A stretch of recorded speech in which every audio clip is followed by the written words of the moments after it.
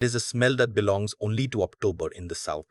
Wood smoke and cold dirt and something sweet rotting in the leaves. It is not a pretty smell, but it is an honest one. I have been sitting on this porch every October morning for 31 years, and this morning is the first one in a long time that I have sat here without a knot in my chest the size of a fist. My name is not important. What I am is a father. What I was for too long was a wallet with legs. Let me tell you how I got from one to the other. My son is 34 years old. His name is Derek. I named him after my father, who worked 30 years on a loading dock in Memphis and never once asked anyone for a dime he hadn't earned. My father would not recognize the man Derek became. Neither would I for a while. But that is a story you have to earn the ending of. So let me start at the beginning. Derek was a good boy. I say that because it is true and because I think people forget it. That the ones who hurt you the most were once the ones who made you feel like the word was worth something. He was the kind of kid who brought me dandelions like they were roses, who sat next to me under the hood of my old Ford pickup and handed me wrenches without me having to ask, who cried at the end of Charlotte's Web and then got embarrassed about it, and I told him only fools don't cry at that book, and he smiled and wiped his face with his sleeve. I don't know exactly when that boy started disappearing. It happened the way rust happens, slowly and then all at once. His mother passed when Derek was 19. Breast cancer. Fast and mean. I think that broke something in him that I didn't know how to fix. I tried. God knows I tried. I threw money at the problem the way men do when they don't know what else to do. I paid for his apartment when he dropped out of community college. I paid off his first car loan when he stopped making payments. I paid for the rehearsal dinner when he got engaged to Krista at 26, and I paid for half the wedding because her parents couldn't cover it, and I smiled the whole time because he was happy and I thought that was what mattered. Krista, I want to be careful how I talk about her, because I am not a man who blames a woman for everything and calls it a day. But I will say this, some people come into your life and they are like a slow leak. You don't notice the tire going flat until you're already on the rim. She came from money that wasn't hers. Her family had the appearance of comfort, nice house, nice cars, but it was all leveraged and borrowed and held together with a kind of cheerful denial I had never seen up close before. She had grown up believing that the good life was something you performed, not something you built. And Derek, already soft in places I hadn't caught in time, was ready to learn that lesson. Within 2 years of the wedding, they had bought a house they couldn't afford, not a starter home. A house with a double oven and a heated driveway and a primary bathroom that had a soaking tub nobody ever soaked in. I don't know why people buy things they'll never use. I think they buy them so other people will see them. I started getting the calls around year 3 of their marriage. Derek, voice low so Krista couldn't hear, explaining a shortfall, a gap, a rough patch, just temporary, Dad, just until things level out. I gave it, because he was my son, because his mother wasn't here to tell me to stop, because I had the money and I told myself that's what money was for. The calls became quarterly, then monthly. Then I stopped waiting for the call and just set up a transfer. $2,500, first of every month, automatic. I told myself it was an investment. I told myself it was an investment. I told myself I was buying stability for my grandson, Miles. He was born in the 4th year of their marriage, and he is the reason I am telling this story at all. He has his grandmother's eyes, dark and steady, and a little older than they should be. He was 5 when I first noticed something was wrong with the way he looked at his parents. Not afraid, just watchful. The way a dog watches a door it has learned might slam. The morning everything changed was a Tuesday in March. Not a dramatic morning. No storm rolling in. No sign from above. Just a Tuesday. I had driven 40 minutes to their house because Miles had a school play that night. He was playing Abraham Lincoln, which I will never stop finding funny, because the kid is 4 foot nothing and I wanted to drop off the little stovepipe hat I had found at a costume shop in town. I knocked. No answer. I knocked again. I could hear the television inside. The door opened and it was Krista. She was in exercise clothes she had not exercised in. Her hair was done. She was holding her phone. She looked at me the way you look at a delivery you didn't order. He's not here, she said. I know, I said. I came to drop something off for Miles. His hat for the play tonight. She didn't open the door any wider. You could have just shipped it. I stood there for a moment. 40-minute drive. Hat in my hand. Grandson somewhere inside that house. Is Miles home? I asked. He's resting. Could I just say hello? 2 minutes. She looked at me for a long moment. Then she said, He's sleeping. I don't want to wake him. It was 2 in the afternoon. I handed her the hat. She took it without looking at it. I said goodbye. I walked back to my truck. I sat in their driveway for longer than I should have.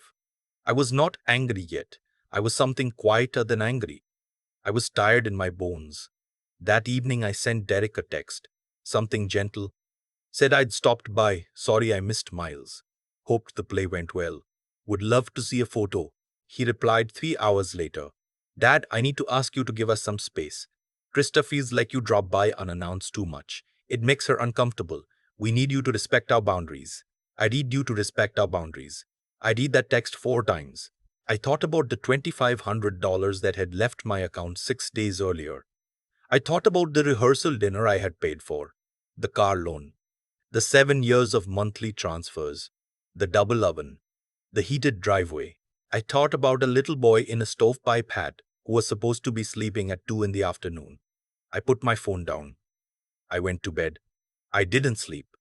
The next morning, I called my bank before breakfast. I canceled the automatic transfer. I did not send a long text. I did not call and explain myself. I sent one sentence. I understand. I'll give you space. What happened after that was not immediate. It was not a movie. Nobody showed up at my door that same night in the rain. Life doesn't move that fast. What happened was slower and in some ways worse, and in the end better than anything I could have planned. Within 10 days, Derek called. His voice had a different texture than I was used to. Tighter. Like he was choosing words around something he didn't want to touch. Hey Dad, I just noticed the transfer didn't come through this month. That's right, I said. Silence. Was there an issue with the account? No, I said. No issue. More silence. Okay. Did I do something? And here is the moment I had been afraid of for years. The moment where I would have to say the true thing instead of the comfortable thing. I had practiced comfortable for so long my jaw almost wouldn't form the other words. Derek, I said, I love you. I am always going to love you. But I've been paying for your life for 7 years, and you just sent me a text telling me to stay away from my grandson. I need you to think about what that means. He started to say something about Krista, about how she had anxiety, about how she had anxiety, about how unannounced visits triggered her. I called ahead, I said quietly. I texted that morning. I brought Miles a hat for his school play. That was the visit. He was quiet again. I'm not punishing you, I said. I'm stopping. There's a difference. You're 34 years old. You're going to be okay. But I need you to find out if that's true, and you won't find out as long as I keep making it not matter. He hung up before I finished the sentence. I held the phone in my hand and looked out the window at the yard. The oak tree in the back corner, the one I had planted the year Derek was born, was just starting to bud. 34 years old, just like my son. Mostly it had grown the way I hoped. Some of the limbs had gone crooked. That was all right. The roots held. The weeks after that were the hardest. Not because I doubted myself. I had stopped doubting myself around day 3 when the doubt went quiet and something steadier took its place. The hard part was Miles. I did not know what Derek and Krista were telling him. I did not know if he was asking for me. I did not know if he thought I had abandoned him. That thought sat in my chest like something swallowed wrong. I called Derek twice to ask if I could speak to Miles. No answer. I texted. No response. On the 22nd day, I got a certified letter. Inside was a notice from a family law firm. It stated that Derek and Krista Ford were requesting that I cease all unsolicited contact with their minor child and that any future visitation be coordinated through their attorney. I sat down at the kitchen table. I did not move for a while. Then I picked up the phone and called a man named Alton Blear. He had been my attorney for 20 years. He did estate work mostly, but he knew people. They filed a no-contact request, I told him. Not a restraining order. Not a restraining order. Just a letter from a lawyer. That's a scare tactic, Alton said. Is there any history of genuine conflict? Any incident? I knocked on a door and handed someone a hat, I said. Alton made a sound that was not quite a laugh. All right, he said. Here's what we're going to do. I want to tell you about Tennessee grandparent visitation law because most people don't know it exists, and I didn't know it existed until Alton explained it to me. In Tennessee, a grandparent can petition for visitation rights if the relationship with the grandchild has been established and is being unreasonably denied. It is not a simple process, nothing worth doing ever is, but it is possible. We filed the petition in April. In the meantime, I had other business to attend to. I drove to Alton's office on a Thursday afternoon. His office smells like old carpet and printer paper, and the particular stillness of a place where serious things get decided. He had a document ready on his desk. We had been working on it for 2 weeks. You've had time to think this over, Alton said. I've had 7 years to think it over, I said. I just didn't know what I was thinking about until recently. The document was a revocable living trust. Everything I had, the house, the land, 2 rental properties I had bought in my 50s, the investment accounts, going into a structure with Miles as the primary beneficiary. The terms were not complicated, but they were deliberate. Miles would receive nothing until the age of 28, not 18, not 21. 28, because by 28 you have usually made enough mistakes to know what they cost, and you still have enough years ahead to use what you've learned. There was a clause for education. The trust would pay for any accredited college or vocational program in full, directly to the institution, not to Miles, not to his parents, to the school, upon proof of enrollment. That mattered. I had seen too many education funds become vacation funds. Derek was in the trust, his own section, separate from Miles. But the terms were specific. He would receive a distribution of $1,500 a month, starting immediately, regardless of whether things between us were good or bad. He was my son. I was not going to watch him starve to prove a point, but Alton had fought me on this, said it was unorthodox, and I told him to write it anyway. The distribution was conditional on something, not employment. Employment can be faked, gamed, manipulated. What it was conditional on was a quarterly letter. Handwritten, not typed, not emailed, a letter from Derek to Miles, telling him something true about his own life, what he was doing, what he was struggling with, what he was learning. The letters would be held by the trust and given to Miles at 28, along with everything else. I wanted my son to learn how to tell the truth. That was the condition. $1,500 a month to learn to tell his own son the truth about who he was. Krista received nothing. Her name was not in the document. I did not write it that way out of spite. I wrote it that way because I could not protect my grandson from someone who was not willing to be accountable. And the only lever I had was financial. She had made my son into a man who texted his father to stay away from his grandson. The money had helped to do that. The money would not help her anymore. I signed the document. Alton shook my hand. I drove home in the early evening with the windows down, something I hadn't done in years. The visitation petition took 4 months. In June, we had a hearing. Krista showed up with her attorney in a suit that cost more than my monthly mortgage, and the expression of someone who has decided the best defense is to look offended. Derek sat beside her. He did not look at me when I walked in. Then, right before the judge entered, he looked up for just a second. His face was different than I remembered. Thinner. Something in his jaw was working. He was working. He had gotten a job at a logistics company. I knew because Alton had looked into it as part of our preparation. He had been there 2 months. He was pulling warehouse shifts. I thought about my father on the loading dock in Memphis. Sometimes things take a generation to come around. The judge granted me visitation. Every other Saturday, 6 hours, neutral location, until we could establish comfort. It was not what I had hoped for. I had hoped to take Miles fishing, to let him sleep in the spare bedroom that still had the glow-in-the-dark stars on the ceiling from when Derek was small. But it was something, and something, when you have been given nothing, feels like the whole world. The first Saturday I picked Miles up, he ran to the truck before Krista had the front door all the way open. He was wearing a t-shirt with a dinosaur on it that I had sent him for his birthday 3 months earlier, when I wasn't sure he'd ever get it. He climbed in the passenger seat. He buckled his own seatbelt, very seriously, the way kids do when they want to show you they've grown. "Where are we going, Grandpa?" he asked. "I thought we'd drive out to Linden Park," I said. "They've got that pond with the catfish." His eyes went wide. "Do we have worms?" "Barton this morning." He settled back into the seat with the satisfied look of someone whose plans have come together exactly right. He was 7 years old. We drove in comfortable silence for a few minutes, the kind of silence that means neither of you feels like you have to perform. I had missed that silence more than I knew how to say. "Grandpa?" he said.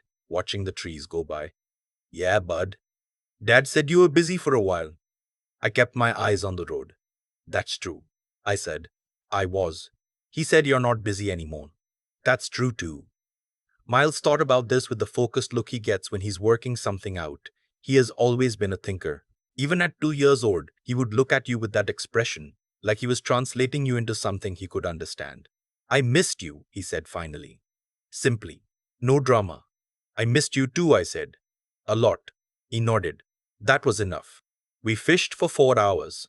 We caught 2 catfish and 1 perch and threw them all back. He talked to the perch before he released it, told it to have a nice day, and I had to turn my face away because I was laughing and I didn't want to embarrass him.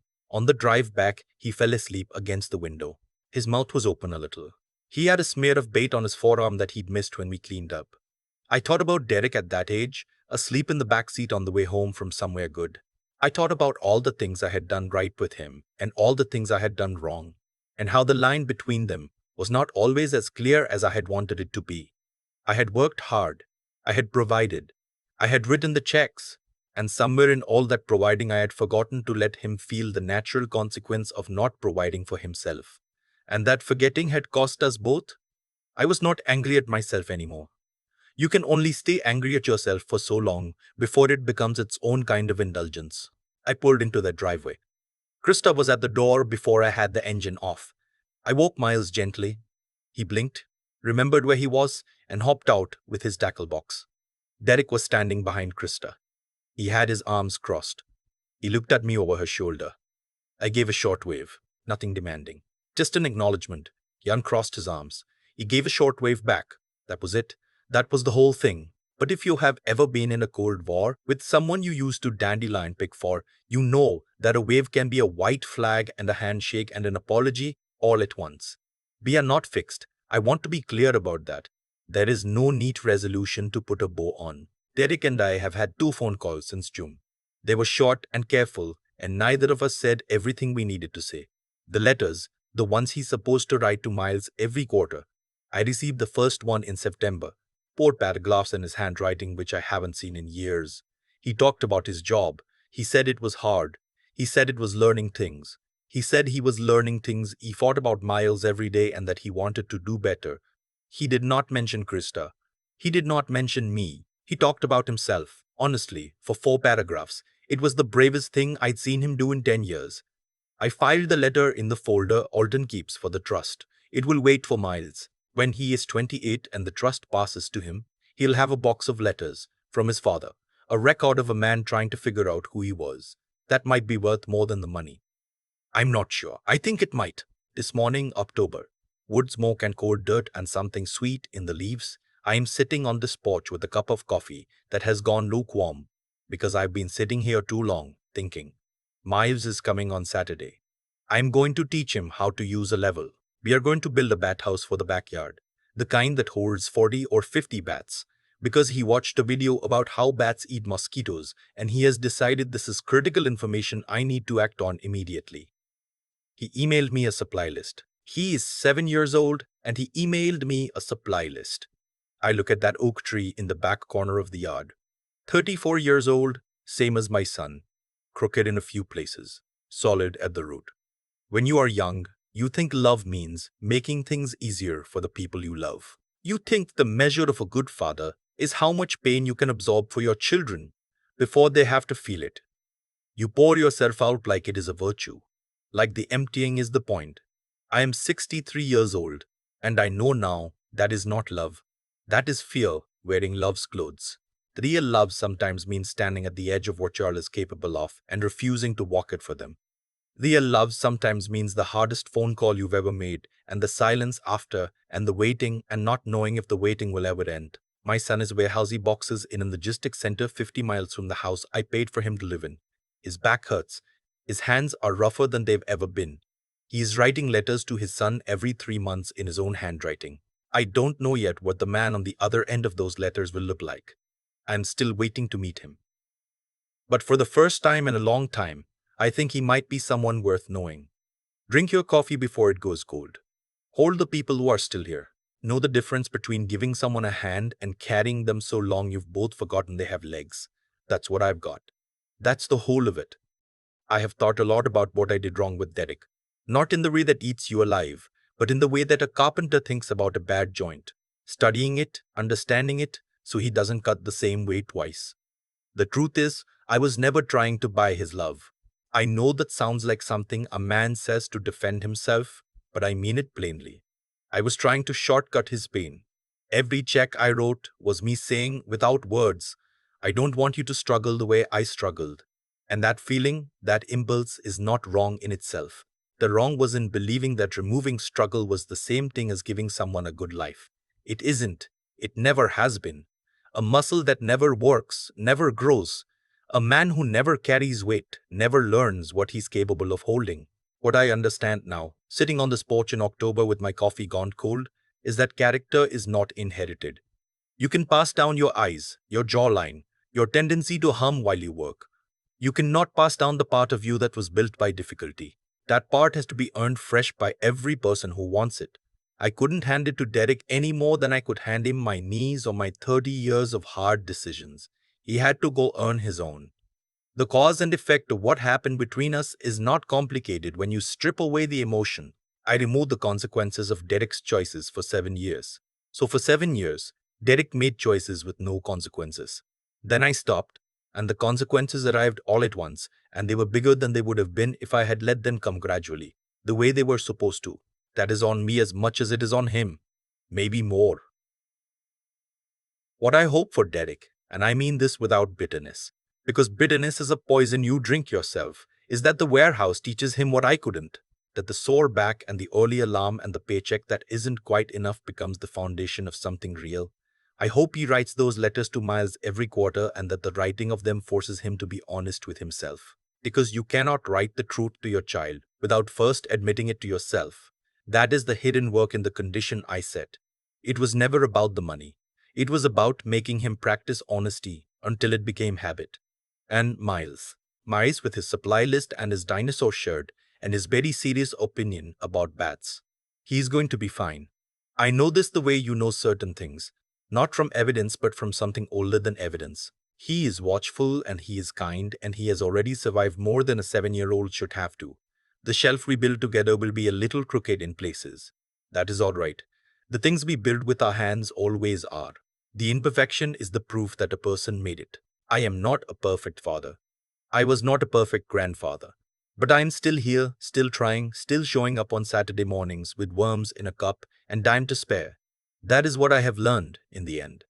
Not some grand theory. Just this: show up. Do the honest thing even when it costs you something. Let the people you love feel the weight of their own choices, because that weight is not punishment. It is the only way any of us ever get strong enough to stand. Drink your coffee before it goes cold. The rest will follow.